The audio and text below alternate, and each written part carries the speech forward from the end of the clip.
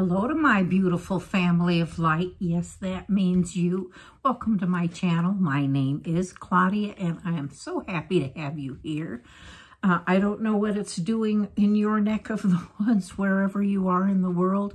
Here, we're coming out of a deep freeze. In fact, we went down to -30 below. And when you add in a wind chill factor, that's getting down there to the -50s. Naturally, I didn't leave the house. Long johns won't help me in that, or anybody really. It's pretty dangerous.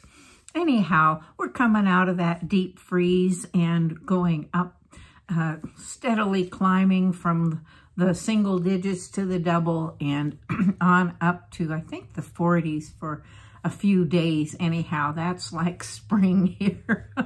Anyhow, I'm in the Rocky Mountains in the U.S. and happy to have you stop by today. I'm going to do something a little bit different. I've been telling my story, my life story of going from clueless about the soul to awareness. And, you know, that has taken many years. And once you discover that you have a soul, that soul comes with added abilities. So and that makes it kind of exciting for you. And so, anyhow, it did for me. My life is, these stories are founded on my life and what I've gone through in order to arrive at that place. And most of it is based on curiosity. And if you stay curious, open your mind a little bit. You don't even have to be, I mean, this isn't all about going out into the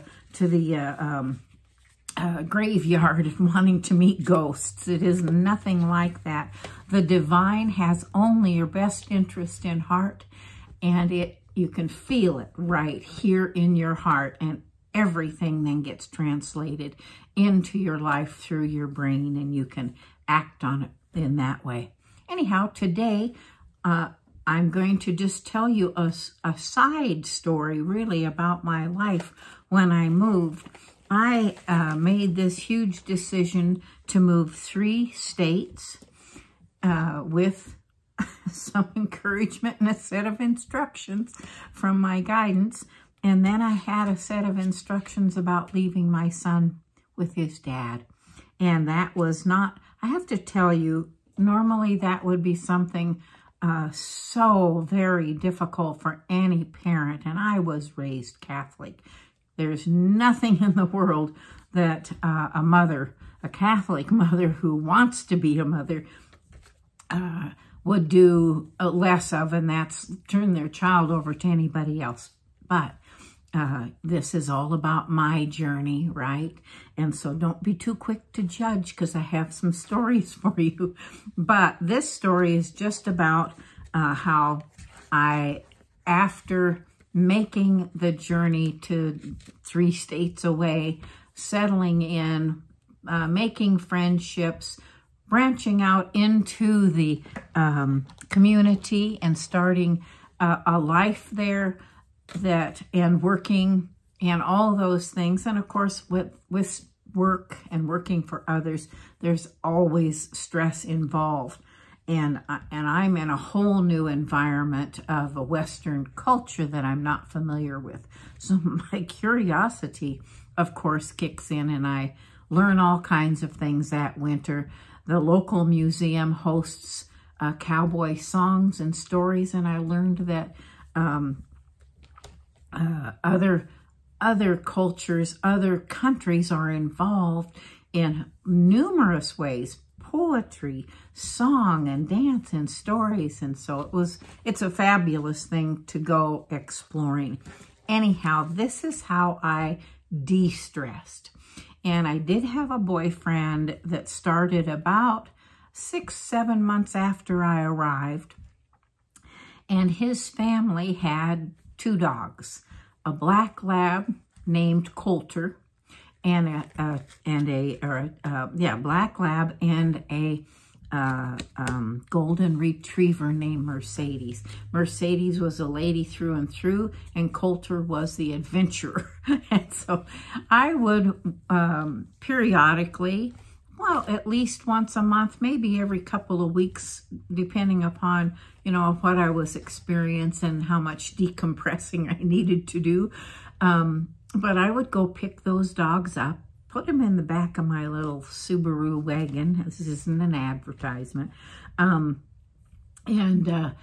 off we'd go. The closest place for us was a pair of man-made lakes. And one was for fly fishing and was stocked for that. And the other was just a regular swimming hole and fishing and just a family kind of oriented thing. And so we'd go out there, and I'd open the door, the back hatch, and both, well, Coulter would take off. He knew exactly where we were. He'd head for the lake. And Mercedes would kind of look at me, and I'd say, go ahead, you know, I'll follow. I'll be right behind you.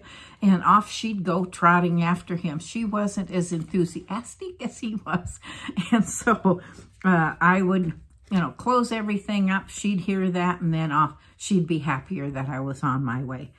Well, I would get down to the lake, and Coulter had already dived in, you know, that full body thing, and swim around and come out, shake himself off, and go running and find another spot to jump in. And when I got down there, I'd find a stick and start playing catch with him, fetch, and he would go after that stick, and Mercedes would run up to the water, you know, real fast, like she was enthusiastic about it. She'd go up to like her toes, and she'd just stop, make a sudden stop. I just loved watching her.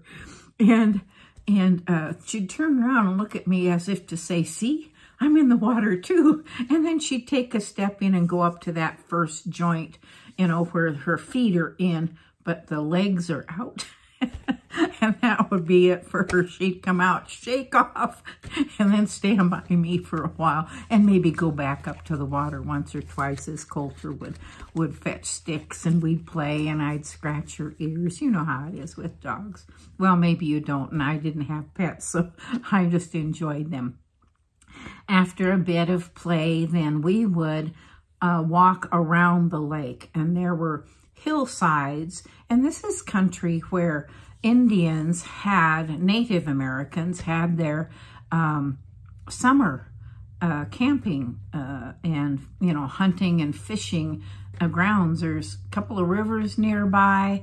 They had lots of the summers in the Rocky Mountain, high mountain desert of Wyoming is absolutely superb. It's so beautiful. But the hunting and fishing and all the things that they would do, teepee rings where the families, some of the older boys would teach the younger ones how to shoot bows with homemade, you know, sticks and strings and that sort of thing. So anyhow, we'd go off looking for things, and occasionally I'd find something, an arrowhead or an interesting rock. We'd just make this nice loop, easily half, 3/4 of a mile or a mile around the lakes, come back. Coulter, when he got close enough to the lake, would always head back down and want a little more play, and I tried to accommodate that. And then he would, I would head up to the car, open up the back end, get the towels out so that when they came running, I could dry them both off. Mercedes got the same treatment as Coulter did, even though she was pretty dry. And then they'd get in the back, and I would give them a biscuit, close up the door, and off we'd go home. So basically, I had an hour and a half or 2 hours of just watching them play and be animals, you know, dogs. And they always kept, there were things that were not, things you didn't really want to be around. There were rattlesnakes in the high mountain and that kind of stuff. I never encountered anything with the dogs along. And they did chase a few things, and I told them to leave the rabbits alone, whatnot. So anyhow, that was one of the ways I de-stressed. And I did that for 2-3 years, off and on during all kinds of weather. And it was just one of those simple joys that we have as humans of getting out in nature. This country, until you get up into the mountains, and it doesn't take long to do that. You can drive a little distance or you can hike up the hills to start coming into the tree line. But down here, it was sage and cactus and dusty, rocky stuff. And I always had to remind myself during the geology classes that it was under the water. It was dinosaur territory too. So getting out in nature is what this is all about. It calms you immediately. And we adopt a calmer, quieter, more peaceful pace. Breathing changes, mental attitude, all the problems begin to drift away when we're out in nature.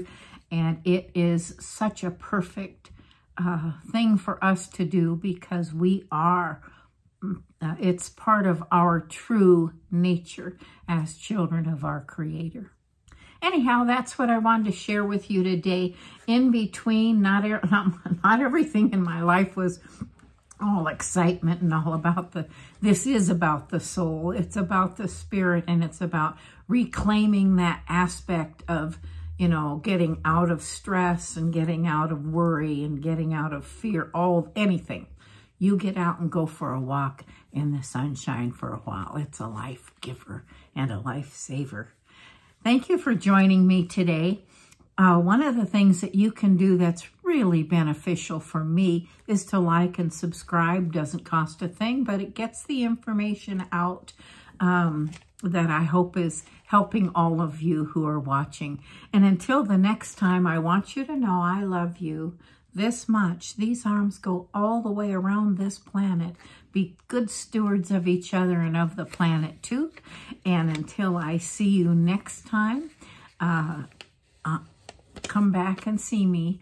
Be happy. Be well. Stay safe. And know that you are way more than you think you are, my family of light. Bye.